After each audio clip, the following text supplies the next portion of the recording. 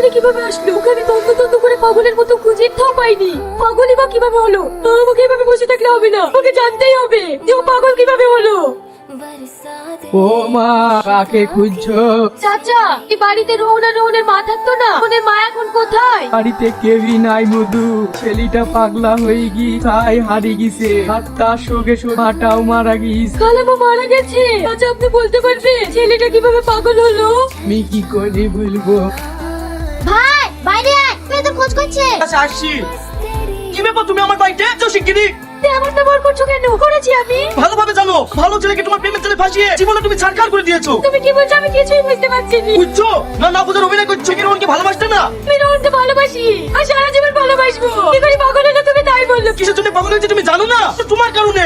তোমার কারণে মানে শোনো, চলে এসছি। ও তো অনেকদিন বাদ দিয়ে আসছিস, ভালো আছিস তো? হ্যাঁ মা, ভালো আছি। হালমার খবর কি?